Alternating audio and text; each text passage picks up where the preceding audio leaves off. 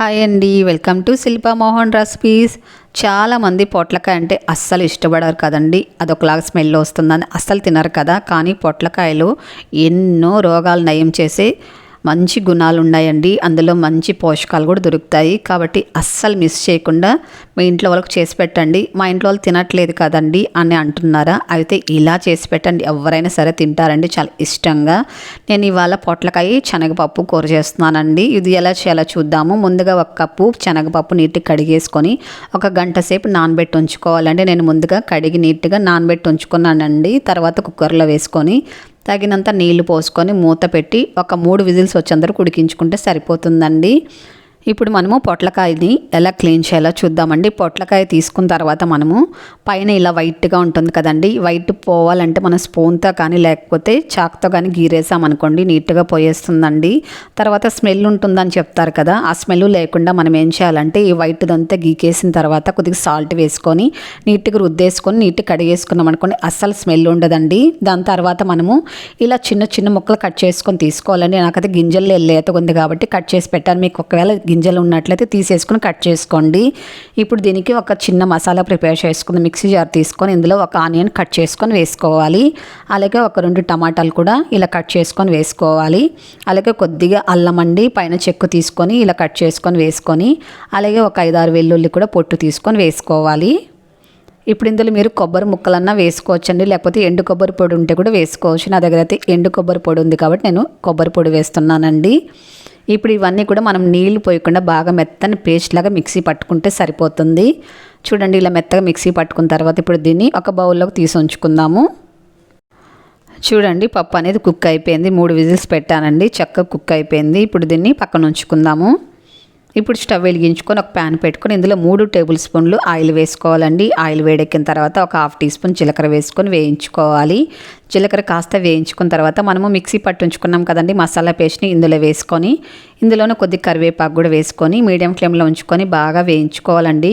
మనం అన్ని పచ్చి వేసాం కదండి, అల్లం వెల్లుల్లి అలాగే టమాటా ఆనియన్, కాబట్టి పచ్చి స్మెల్ పోయేంత వరకు బాగా వేయించుకోవాలండి.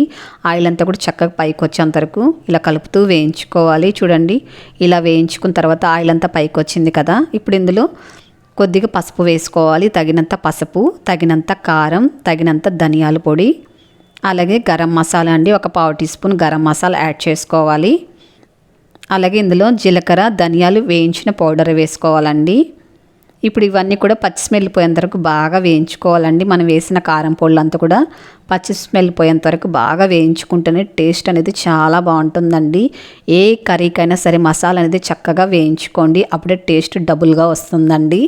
ఇదంతా బాగా వేయించుకున్న తర్వాత మనం కట్ చేసి పెట్టాం కదండి పొట్లకాయ ముక్కల్ని ఇందులో వేసుకొని ఇప్పుడు మీడియం ఫ్లేమ్లో పెట్టుకొని ఇదంతా బాగా కలుపుకోవాలి.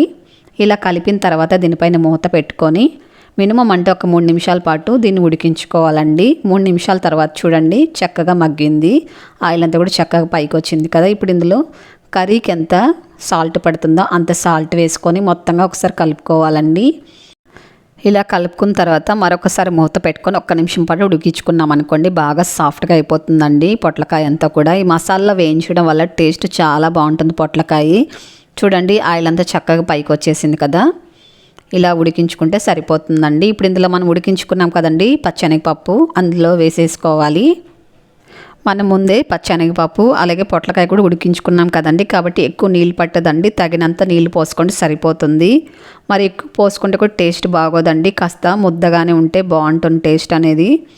మీరు రైస్కి చేసేటట్లయితే కాస్త ముద్దగా చేసుకోండి. చపాతీ ఇడ్లీ దోశకైతే మీరు రాగి ముద్దకు చేసేటట్లయితే ఇంకాస్త నీళ్ళు ఎక్కువ పోసుకొని కూడా బాగానే ఉంటుందండి. చూడండి నీళ్ళు పోసుకున్న తర్వాత కాసేపు మూత పెట్టామనుకోండి చక్కగా ఆయిల్ అంతా పైకి వస్తుందండి. ఇలాగ వచ్చిన తర్వాత మనం సన్నగా కట్ చేసుకుని కొత్తిమీరని వేసుకొని ఇప్పుడు స్టవ్ ఆపేసుకోవడమే అండి. చూడండి ఎంత యమ్మీగా ఉందో, చాలా టేస్టీగా ఉంటుందండి. ఈ కర్రీ చేసుకున్నప్పుడు మీరు కంపల్సరీ చపాతీ పూరితో తినండి, అదిరిపోతుందండి టేస్ట్. అలాగే దోశ ఇడ్లీకి కూడా బాగుంటుంది, రాగి ముద్దకు బాగుంటుంది, అలాగే రైస్కి కూడా బాగుంటుంది. నచ్చింది కదా, అయితే వెంటనే ట్రై చేయండి. ఎలాగొచ్చిందో తప్పకుండా కామెంట్ చేయండి. మీకు తెలిసిన వారందరూ కూడా వీడియోని తప్పకుండా షేర్ చేయండి, లైక్ చేయండి. అలాగే మన ఛానల్ని తప్పకుండా సబ్స్క్రైబ్ చేసుకోండి.